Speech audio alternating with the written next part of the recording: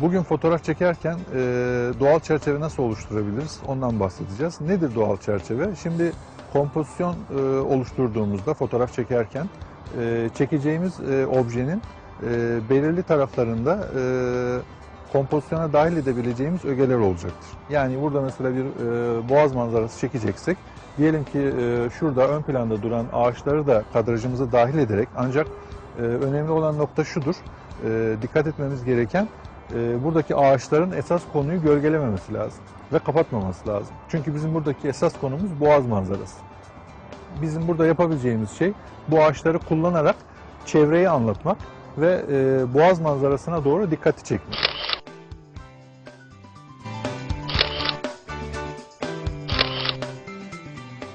Kompozisyonumuzu ele aldığımız zaman gözün farklı noktalara kaçmasını engellemek ve ilgi merkezine doğru gözün gitmesini ve oradaki esas anlatmak istediğimiz konunun ön plana çıkmasını sağlamak için doğal çerçeve kullanırız.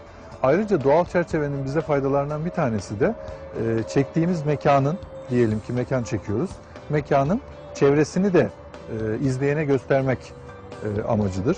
Bir diğer önemli özelliğinden bir tanesi, kompozisyonumuzda dağılmaları engelleyecektir. Yani fotoğrafımızın diyelim ki bu manzarayı fotoğraflıyoruz.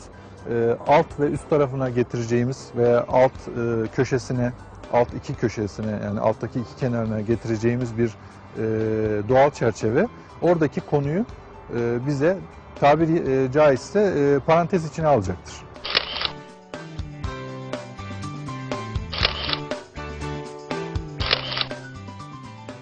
Şimdi doğal çerçeve kullanacaksak dikkat etmemiz gereken birkaç şey var. Bunları hemen vurgulamak istiyorum.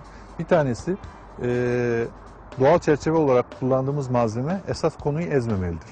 Yani onu önüne geçmemelidir. Dikkati kendinde toplayıp arka taraftaki veya işte bizim esas obje olarak kullandığımız şeyi gölgede bırakmamalıdır. İkinci dikkat edilmesi gereken şey, eğer geri plandaki esas konumuzla ön taraftaki doğal çerçeve olarak kullanacağımız şey arasında çok fazla mesafe varsa burada bir alan derinliği problemi ortaya çıkacaktır. Yani eğer biz netliği ön taraftaki ağaçlara yaparsak arka taraf flu kalacaktır. Geniş bir diyaframda kullanıyorsak. Bunun için mümkünse objeye birazcık daha yaklaşabiliriz. Veyahut da kısık bir diyafram kullanırız. Zaten manzara çekimlerinde genel tercih kısık diyafram olmalıdır. Çünkü çok daha fazla detay elde edebilirsiniz. Şimdi istersen burada doğal çerçeve örneği nasıl olur? Birkaç tane fotoğraf çekip üzerinde konuşalım.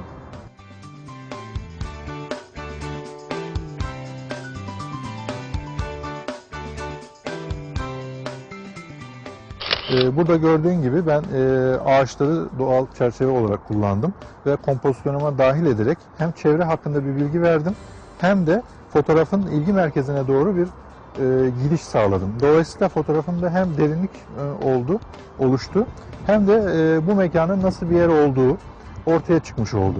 Bu tarz denemeler yapabilir arkadaşlar.